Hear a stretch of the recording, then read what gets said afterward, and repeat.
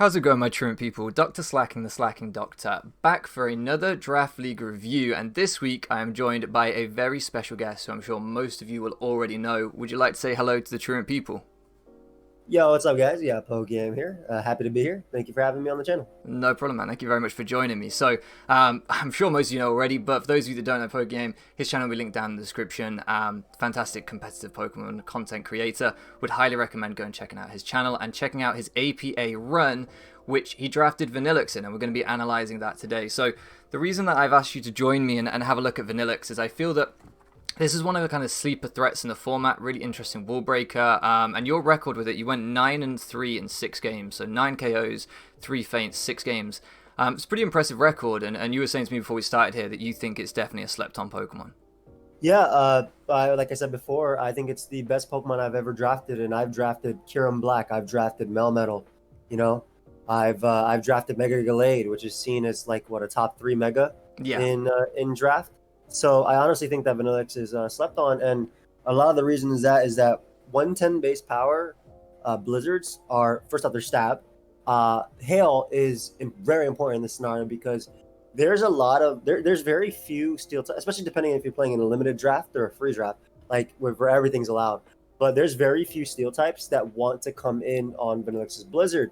Some of the common Pokemon like Excadrill, Corviknight, Skarm, Ferrothorn, none of those resist Blizzard. It's all neutral. So you're 2-KOing every single one of those with Blizzard. And then the more defensive steel types, Magearna should be banned in all draft leagues. Yeah, absolutely.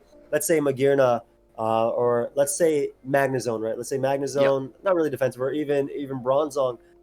You're getting, well, in Magnezone's case, you're probably getting about 45% off. But in Bronzong's case, maybe you're getting like 30% off. And not even counting the fact that you have Hail, Chip, canceling out their leftovers, or at least showing you that they have leftovers or not. So it's really good at that. And on top of that, it's an offensive ice type that has freeze dry. And that was probably one of the biggest blessings for it too, because you would think, oh, your bulky waters can come in. But nah, it'll just 2-KO you if it's stab freeze dry. So like this is the type of Pokemon that can run, 3 ice moves on its set. Maybe even 4 if it wants to. Blizzard, freeze dry, Aurora Veil, and Ice Shard to pick off weakened Pokemon. And just consistently do work. And in fact, in the games that it died, a lot of them I know 1 or 2 of them I definitely misplayed. Another one had to do with like me getting burnt, which meant I couldn't play it a specific way. So I truly believe, like, besides like Cinderace, this is like the best mon I've ever used in draft ever.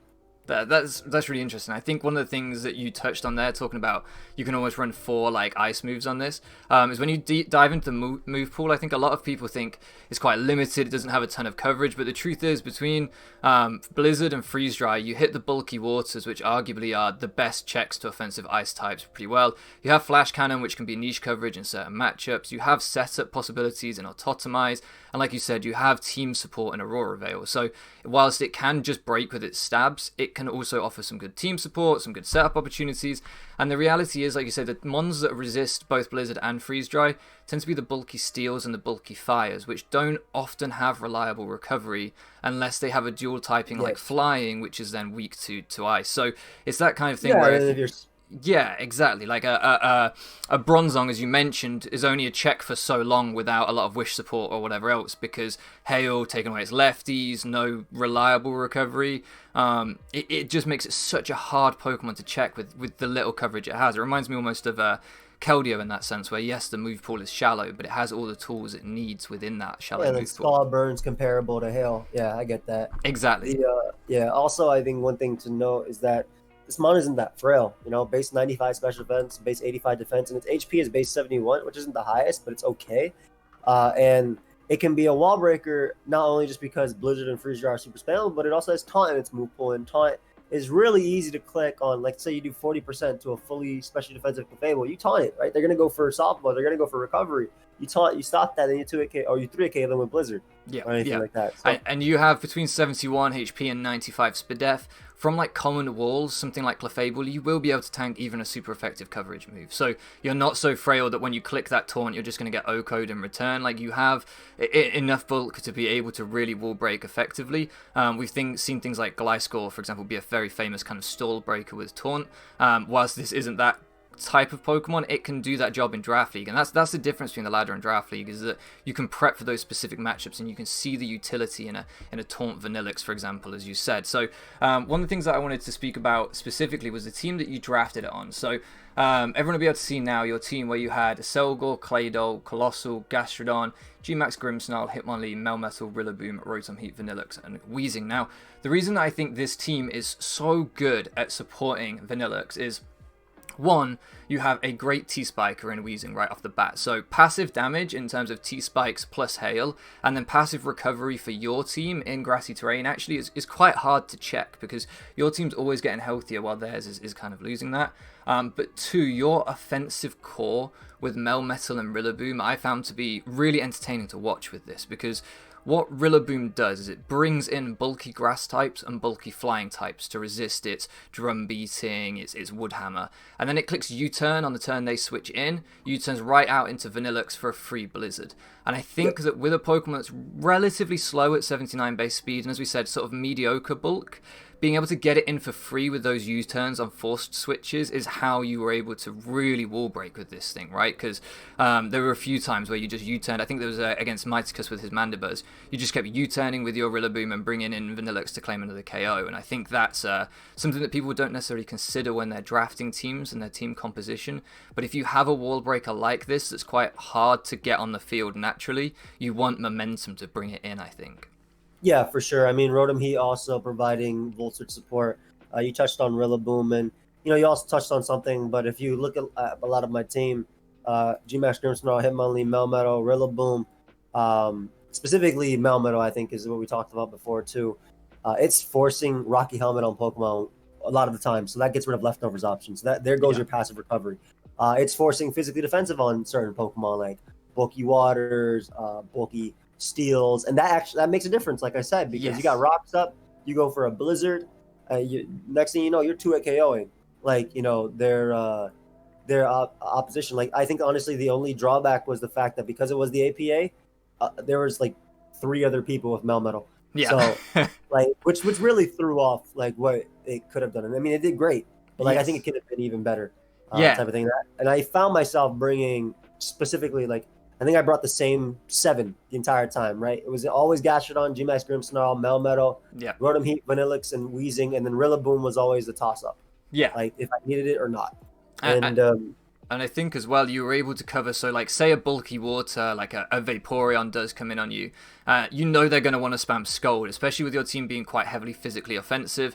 And you covered that really nicely with the Gastrodon pick, which I think was underappreciated here, because Gastrodon can come in on those fat waters and start spreading Toxics around, and then, like you say again, with the passive hail damage, toxic damage racking up, even Gastrodon clicking Scold and getting burns on things, it's just really, really hard to kind of check your offense once that starts happening. And like you say, the Melmetal pressuring all the bulky waters, all the bulky fires, all the bulky steals to run physically defensive with Rocky Helmet just completely opens the door for Vanilluxe to spam Blizzard. And there are other Pokemon you could do this with, a lot of physically offensive steals, such as Scissor would be another partner where I think people would want to bring, fat bulky waters physically defensive for Scissor, and then suddenly Vanilluxe can feed on them with Freeze Dry. So I think your team composition there really supported it, and it meant that things like Hitmonlee in Terrain, which seems such a good core, I don't know if you even brought it once, did you, all season?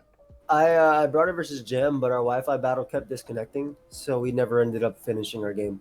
Yeah, so that kind of shows how powerful the synergy was on some of your other mons, that even something like Hitmonlee in Terrain wasn't that viable compared to the rest of your team here. Yeah, I mean, a lot of my sets didn't deviate much when it came to Vanilluxe. Like, obviously, like we mentioned, it has specific times and moves, but if I use Specs, if I use Icicle Play should have been what I used. Yeah. Or if I use Scarf or even like the Focus Sash one, it always ended up doing the same thing. Yeah, well, let's dive into the first one versus Panther here, and I'm going to put Panther's team up on the screen that he brought against you. So you can see he brought the Celebi, Dracovish, Drill, Flareon, Obstagoon, and the Sandaconda. Now, he only has one ice resist on that team in the Flareon. And the Flareon was brought physically defensive exactly to try and check that Melmetal with a heavy duty boot. So it meant that he was always being pressured to click Wish Protect. He was always being forced into passive turns. And this thing was able to come through with, I think, 4 KOs in this game, which when you look at it, like that's pretty wild actually, considering it's locked in with the Choice Scarf, and he has brought a pretty decent bulky fire, but it's still able to pick up 4 KOs. I think is quite impressive. And I mean the move set on this thing with the Aurora Veil support. Do you want to talk a little bit about how that kind of feels when you're playing with that? Well, you actually rarely click Aurora Veil, I think, when you're Choice Scarf on Vanilluxe, mainly because, like I mentioned, even if they switched out to a resist, you're just getting that chip with Blizzard. But a lot of the times when I ended up ever clicking Aurora Veil with this Pokemon, it would be like, okay, I can sack this right now to get set up with another Mon. So they would know I'm Choice Scarf. They stay and click a move. They end up killing me because I'm at 2%, because, weak to Stealth Rock and whatnot, and I get the Veil. But like in this game particularly, Celebi, Dracovish, Excadrill, Flareon, Obstagoon, and Sandaconda Gmax, you have 2 Pokemon weak to Blizzard and 2 that don't take it well, or 3 that don't take it well. Yeah. But it actually only kills 2 Pokemon specifically on the team, which is Celebi and Sandaconda. Yes. So with like Chip on Dracovish, Chip on Excadrill, which is easy because I mean my team wore them down. He ended up bringing physically defensive Rocky Helm and Dracovish, which I was very sad about because I meant my Melmetal couldn't do crap. Like I wanted to just bring Bandit the entire season, like I did with Axorus, but it wasn't obviously not the same. But it basically just came in and just kept killing Pokemon. It came in and it revenged Celebi. It came in and it revenged Dracovish. And that's why I also brought it in versus Dracovish. Like, I had other ways of beating the Dracovish they had, because they were very low at a point. Yes. But I attack where it's hard for them to defend or where they can't defend. Yeah. By bringing them on, I say, hey, you're either going to give me 30% on Flareon with the Blizzard plus Hail, or you're going to give me Dracovish, and you're not going to be able to go out to any of your other Pokemon. So that's what Vanilluxe really brought versus that squad. Yeah, and if somehow you misplayed your Gastrodon and you ended up losing some Mons to the Dracovish, you always had a revenge killer, so easy to come in and click Freeze Dry, able to outspeed like Adamant Dracovish, I think, with this set. And I think this set you said in your team builder outsped, I think it was Zeraora maybe, because it's at level 50, so you're able to do that. And yeah, it was probably something like that. This is something that I speak about in this series a little bit. So what I love this spread for a specific reason. You've just gone 252 speed, 252 modest. I speak a lot about knowing when to take some out of special attack, try and invest in bulk, try and live certain hits, and when to just maximize your speed and damage output. And I think that obviously a good friend of yours, Envy, he's really popularized these like Chinese EV spreads, as he calls them, that are so huge in the draft league community right now. Some of my friends try and get a stat in each, or an EV in each stat. But there are times with certain Pokemon, I think, where it's beneficial to not try and be overly complex and just bring, hey, look, this is a nuke. This is modest. This is clicking, 110 base power move or whatever, and I'm taking KOs with that. I don't need to live 5 hits. I just need to get damage output. A comparable Pokemon I've used before is regular Sharpedo. I never used to put any bulk in that thing because it was never living a hit anyway. So you may as well just dump it all in attack. Yeah, even if you like, you only need 20 speed EVs to outspeed their entire team. Like, you might as well outspeed a Choice Scarfer that they might have or something from there. If you actually look at almost all of my Vanilluxe TV sprites, I almost always go max special attack. In fact, I think the only time I didn't go max special attack was when I went like a rash nature, so my Ice Shard would do enough to KO to KO something. Yeah. Because the Blizzard would do enough out of it. But as you can see, almost all of them 2v2, 2v2, 2v2. Yeah, like maybe versus Mighticus, I went some speed because I only needed X amount of speed. Yes, but that doesn't. I didn't even need to do that. Like, honestly, it wasn't necessary. But in that case, it's fine to kind of do that there. The reason that I like it is, especially versus, I don't know Mighticus too well, but I do know Panther well. And I know that Panther is, and this is something that I think a lot of people don't realize, Panther, not the fact he's a very good player, most people know that, but the fact that what very good players will do in Draft League is they will start to aggressively creep your speed creep. So some people will look at, say, your base 100 Celebi, and if they only have a Landorus T on their team, they'll say, well, look, he's not going to run max speed Celebi, he's going to creep my Lando T. So then they'll bring their speed down even below max speed Celebi, and they'll speed creep your speed creep. So sometimes you don't need to be greedy with your EVs, and you can say, hey, I'm just going to dump this all in speed, and if my opponent decides to get greedy, that they they can suffer and pay the price. I actually Yeah, beat a Scarf Chandelure like that once, so it definitely yeah, happens. Chimpact had a Doug Trio. His opponent had a Scarf Magirna. The opponent thought there's no way he goes max speed Doug Trio, so it came in. It was 1 point slower than Doug Trio, and Doug Yep. Trio revenge killed it when Magirna easily should have been able to kill it. Yep. And I agree with that completely. I was like, I think there's no point in doing that if it fails at doing worst case scenario. It fails at what it does. The only Yes. time I will ever do that is if I'm super aggro, but I also have outs. Like Yeah. if this lets me live a hit, sure, I'll do it. But I'd Yeah. much rather pick up a KO than that either way. That's why like a lot of my spreads, like especially in the APA, were 2v2, Yep. 2v2. Yep. Just keeping it simple, keeping it effective. Like I appreciate that a lot. So moving on to one that isn't completely 2v2, the Mighticus spread. I'm going to just bring up his team on the screen here. So again, his only ice resist on this team that he brought against you is Vaporeon. And with Taunt on there, this is talking about that stall breaking set. Now, obviously this isn't a stall team. So I think people sometimes confuse stall on the ladder and how it can often be used in Draft League. When you talk about a stall breaker in Draft League, you're not usually talking about trying to break through a full 6. You're talking about trying to break through 1 or 2 defensive walls that are the defensive backbone of a team. So in this case, when I call this a stall breaker because it's a Citrus Berry Taunt set, what I mean is that it's designed to break through the Clefable and the Vaporeon.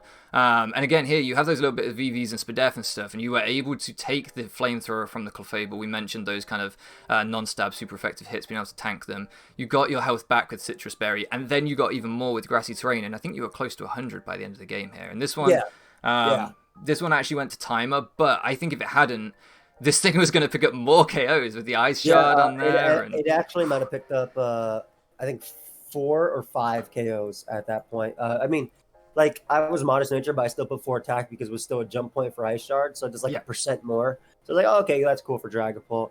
And then, like obviously, as I mentioned, the 236 speed was from a modest nature, was kind of necessary. I think his fastest one was like maybe Vaporeon or something. Sure. If you wanted to run max on that, something like that. Yeah. I don't 100% remember, but like I outsped that because you never know, right? You also, that's a big thing too. Like we were talking about the Magirna versus Dugtrio or your Scarf Chandelure. Like, why should I give my opponent the opportunity to run max speed Timid Vaporeon? Yes.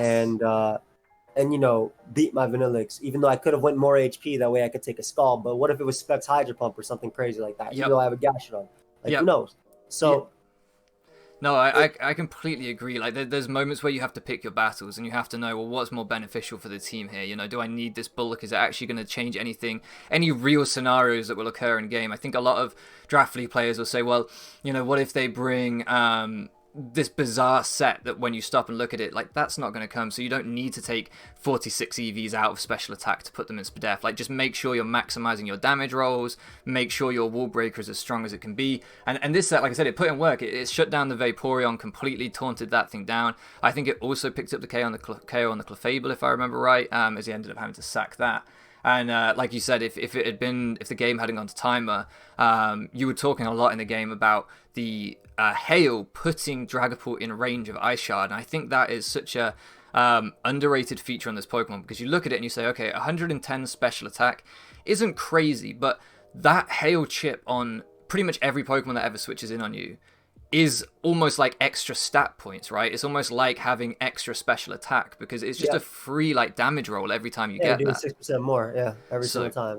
Yeah, so I think people underappreciate the effect of kind of weather and wall breaking, and specifically hail, because sand has, you know, a few immunities on common typings, but hail has so few immunities in Draft League that you're nearly always racking up the damage on your opponent's team with hail. So yeah, really cool set, this one. This was probably my favorite set that you brought, I think. I love the kind of Ice Shard taunt stuff.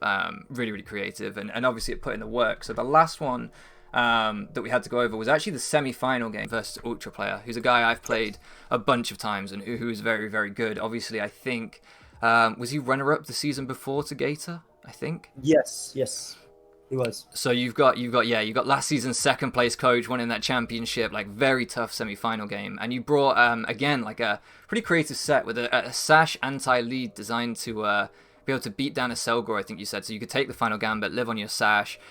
He would die to hail if he stayed in set of hazard after you blizzarded. He could 1-for-1 anything on my team. It also again was good as a check to Como, and I mean if you saw in that game itself, like if you look at his team what he brought, Decidueye Como, Melmetal, Rapidash, Radon, and Skuntank. Rapidash takes 50% Yeah. from Blizzard. Like it takes half from Blizzard. Yeah. And I have good Rapidash answers. I have Rotom Heat, I have Gastrodon. Yeah. And I was talking about it at Team Preview. I was talking about it and everything. I'm like, he's gonna bring Solar Blade Rapidash versus me, but Vanilluxe getting up the hail weakens Solar Blade's power, so it doesn't even matter if he boosts. I'll still live it. Yeah. And Melmetal takes about 30% from Blizzard's too. Yes. So like it's just insane. The rest either die or Skuntank takes like 80%. So it puts them in range. Like in this game, you actually saw me bluffing a Scarf to revenge kill a Como. Yeah. Yeah. So yeah, I think he was flash canning it, right? And you brought him in, and obviously it's a no drawback play from you. If he stays in, deciding, you know what, I'm going to call it, he's not Scarf, well, you're Sash, so you still take the KO on Komodo. That's a massive threat removed from the game. So it's this kind of thing where this enabled you to play brave, but not stupid. Like, it's a very, I actually think rocks were up at that point. Oh, well, I mean, even then. I think rocks were up. It's like, still...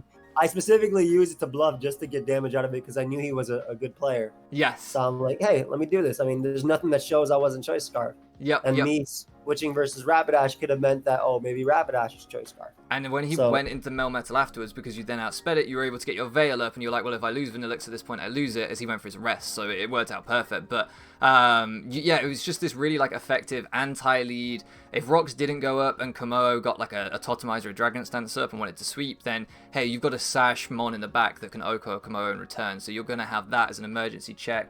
And one of the things as well that actually you brought to my attention here is that even if he brought, let's say he brought a really tanky Rapidash, right, with heavy duty boots and Morning Sun, well, Morning Sun is also going to be neutered by the hail, so even some of the fire types that do get reliable recovery, it usually is Morning Sun, so you actually help to shut that down as well. So it's quite interesting how the hail interaction works with all of the things that you want to break through. It actually helps against pretty much all of them. And like you said, I thought a very cool interaction when he went for the Solar Blade, and obviously it was weakened by the hail. Like I said it at preview, I was like, he's gonna do this to me. There's nothing here that's gonna happen. Blah blah blah blah blah. I actually ended up freezing him too. With Blizzard, which is something to note. So he was forced to go for Flare Blitz to thaw.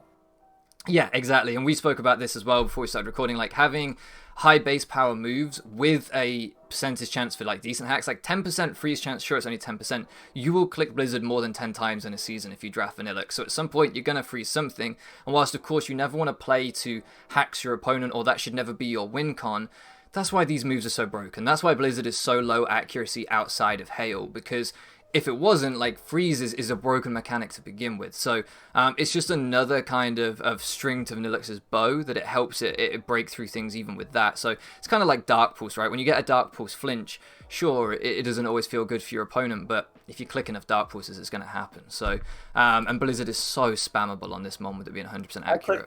I click them to freeze and flinch all the time. I mean, it's a situation, right? You go for... If I bring him, if a Clefable comes in and I'm going for Specs Ice Beam, not on this Pokemon. If Clefable comes in and I'm going for Specs Ice Beam, I 46%.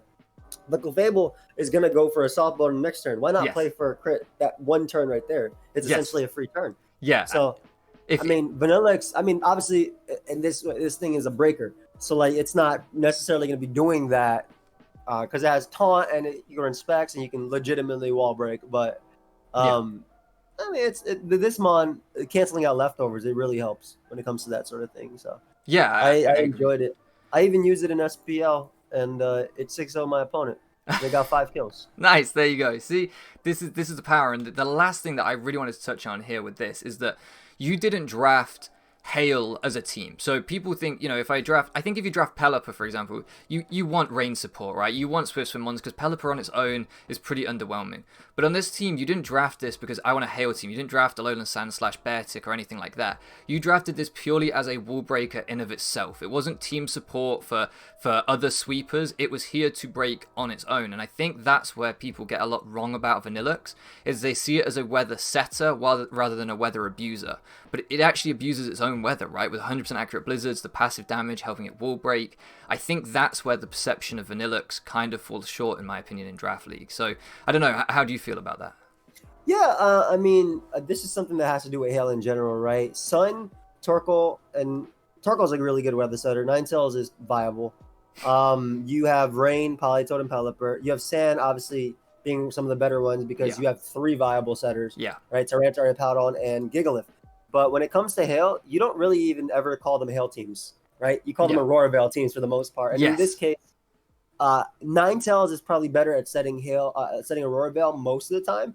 But this mon is obviously just breaking more and more. And again, like it's like you said, it's not like I drafted a Hail team. I didn't. I just drafted this mon because it's a good special wall breaker, and it just happens to have Aurora Veil and Hail, which can benefit my team if I wanted to. Yeah, absolutely, and I think that's such a cool niche, and it's better value as well for the price you pay for it than something like Ninetales, in terms of what it can do. So yeah, I think it's such a cool place, and if you guys want to see Joey use this again, he just picked it up in the WBE. You want to go and check out that because I'm excited to see you use it on a different kind of team to see how it fares. You got double weather this time. Double weather is always an interesting interaction. So are you looking forward to using it again? I imagine you must be.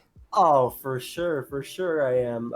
Kind of bad matchups though. I'm gonna be honest. Not necessarily for that mon, but in general for my team. So we'll see what I end up doing with this Pokemon. But I'm really excited. It was like I said, it was my favorite Pokemon ever to use because it just always got the job done. It always clicked Blizzard. Like I loved it more than Melmetal. I loved it more than Cinderace. Cinderace was number 2, my favorite mon, because I mean I ran the same set every week. You know, Taunt, Super Fang, U-turn, Fireball, Heavy Duty Boots. And it always consistent. Like, that mon died just as little as Vanilluxe died. Yeah. But I'm excited to use it with strong mons like Excadrill. Yes.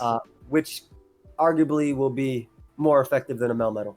Yeah, I think it's going to be, I don't know, I'm super excited to see how it plays out. I've always liked double weather teams. The interactions are always fun. Being able to get your own sand back up again without having to waste turns and stuff is always excellent. So I'm a huge Gigalith fan as well, so I'm excited to see you use Gigalith.